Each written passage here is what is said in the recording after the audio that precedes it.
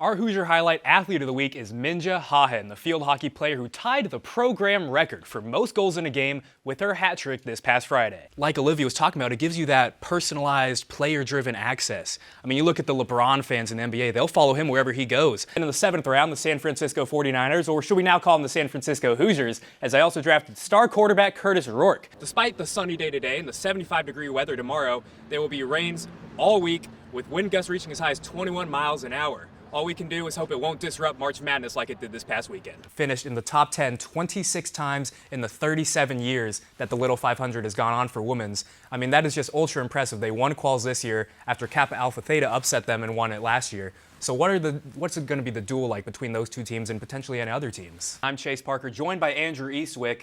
And while the Minecraft movie was breaking records this past weekend, you know who else was breaking records? Nikola Jokic. We are here at the Lenny Lyles Invitational at the University of Louisville to cover Indiana University's track and field meet. I'm Chase Parker, this is Dana Belmer, and that is Rob Frangione. Now, Indiana was split this weekend. That was an electric playoff run. So many games where we have a 1% chance or less to win it, and then Halliburton comes in clutch with the game winner at the end. Just electric. Going back to like some of the strategy that goes into this, I mean, the exchanges has been talked about nonstop as the critical piece. If you want to win, you have to have perfect exchanges. What are some ways that teams have been practicing that over the past year? The Rams, they've been one of the best teams in the NFL for the past 5+ years, and they still can't fill out their stadium with Rams fans, and I just think that speaks to how LA is as a whole. Who's that? You might not recognize him with his new haircut, but Trey Galloway's still getting it done with the floater, giving Indiana the 76-75 lead with just 25 seconds left.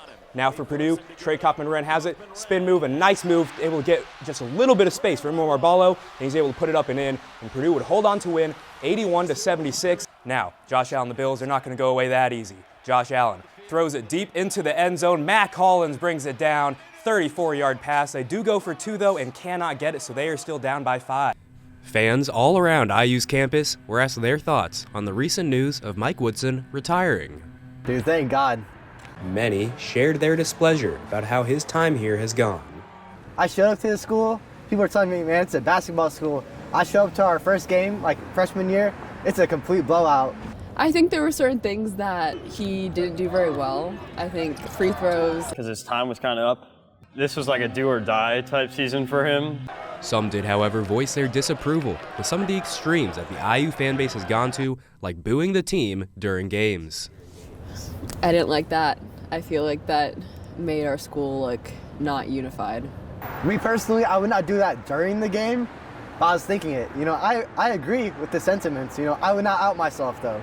Just because of what he's done for the program already, I'd still like to support the team no matter where we are. We've heard from fans on campus, but how about the lifelong fans off campus? Do they have more of an appreciation for what Woodson did as a player, or is it more of the same? I think that's ridiculous, and I think it's terrible, especially because Mike Woodson has a long history with IU. Now that I am older, I don't like it, but I can imagine as, you know, the student section of it all saying, get rid of him, fire him, and boo.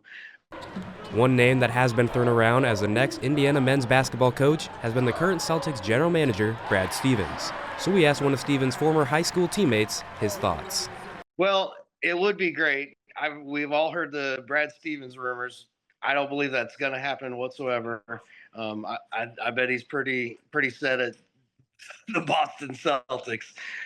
When asked about any other potential coaches, fans had a few different thoughts. But I would like a coach that runs a high-powered offense for us next year. I've also heard Steve Alford. But I know there's been talk maybe of the Michigan coach. And you know what? I did see a TikTok video about a few possible coaches. One of them was Michigan's coach. But in the end, one answer speaks to how disgruntled this fan base has grown. Anyone, just anyone other than him. Over the last 2 years, we've seen women's sport grow exponentially. All 15,000 seats sold out within the first 45 minutes. Whether that's Caitlin Clark in the Indiana Fever, or even college basketball, where the Indiana women's squad is averaging over 10,000 fans per game. And volleyball is no different, with Nebraska drawing over 90,000 fans to set the record for the highest attendance at a women's sporting event. But volleyball excitement has now reached the pro level as well. Every match, walking out of the tunnel, it's just so cool to see how many people are showing up for us and cheering so loud and really getting so excited for us on the court and off the court.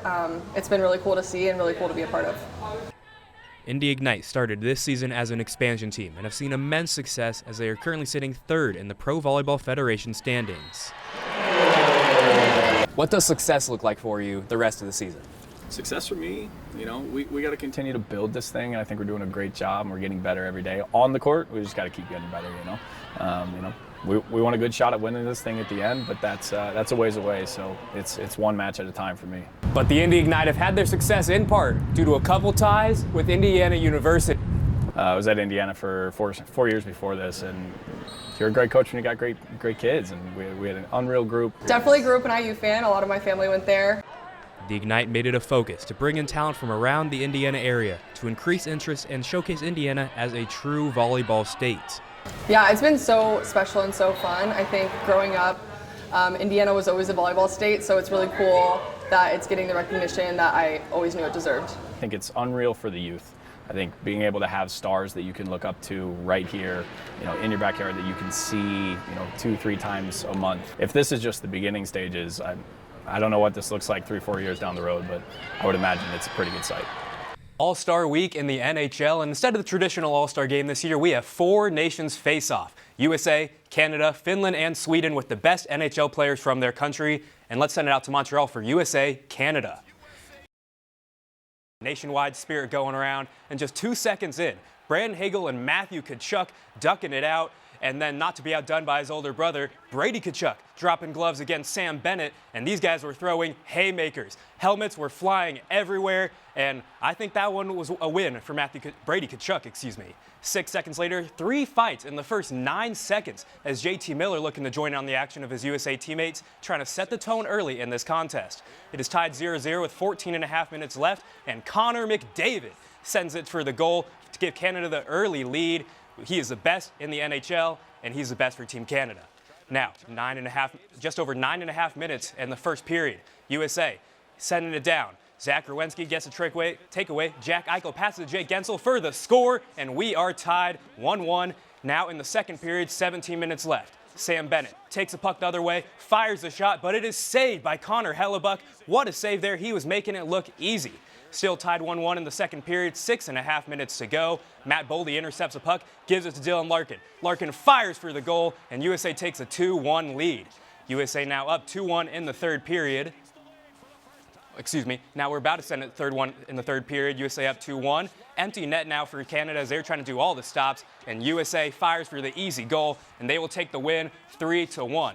And I'm sorry, Canada, but USA is the best at hockey now, and there's nothing you can do about it. We'll have a rematch on Thursday for the 4 Nations Face-Off Championship with USA and Canada. History was made this past weekend at Augusta National as Rory McIlroy clinched his first green jacket, winning the 2025 Masters Tournament in nail-biting fashion. McIlroy finished at 11 under par, tying with Justin Rose, who also finished 11 under. With the tie, it would send the Masters to its first playoff in 8 years, which, funnily enough, also included a Justin Rose defeat. The win for McIlroy solidifies him as one of the greatest golfers of all time, joining Tiger Woods, Jack Nicklaus, Gary Player, Ben Hogan, and Gene Sarazen as the only 6 golfers to win all of golf's 4 professional majors. Rory McIlroy said, "There were points in my career where I didn't know if I would have this nice garment over my shoulders, but I didn't make it easy today. I certainly didn't make it easy. I was nervous, and it was one of the toughest days I've ever had on the golf course." It was a tournament filled with drama, poise, and a rare playoff finish, and with the azaleas in full bloom, Augusta once again proved why it's the crown jewel of golf. On Monday, the WNBA held their annual draft, and it was no surprise when it was announced that the Dallas Wings selected Paige Bueckers first overall. Paige Bueckers is fresh off winning her first collegiate national championship with the UConn Huskies, and she's excited to get started with the Wings. I'm just going up there, getting the jersey, but super surreal, like I've been talking about, just so grateful to be here. Also on draft night was some drama, with one of the nation's top players going undrafted due to off-the-court issues. Sedona Prince, the 6'7" big from TCU, did not get selected on Monday, presumably due to her multiple sexual assault allegations. The allegations are certainly disturbing, and many fans of the WNBA have voiced their support with the league, taking a stance against that type of behavior, something many of the major men's leagues have not in recent years. Shifting over to football now, the collegiate landscape has been changing due to NIL over the past few years, but now, something Power 5 teams have been fearing is coming to light.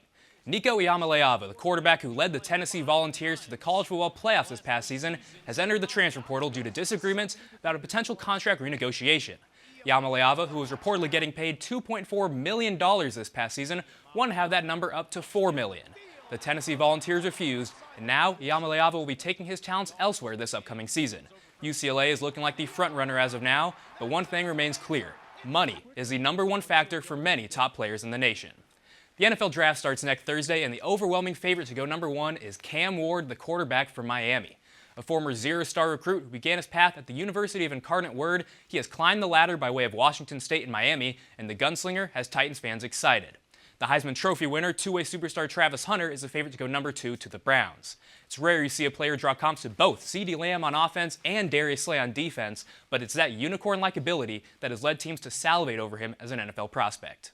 In non-sports news, on Monday, Katy Perry, Gayle King, and others embarked on an all-female trip to outer space. Perry said that it was a hard decision as a mother to take that risk, but she felt she needed to surrender to the universe. And whatever your opinions are on this, there is one thing I think we can all be excited about, and that is the fact she said she will, of course, make a new song about her experience. We'll be right back.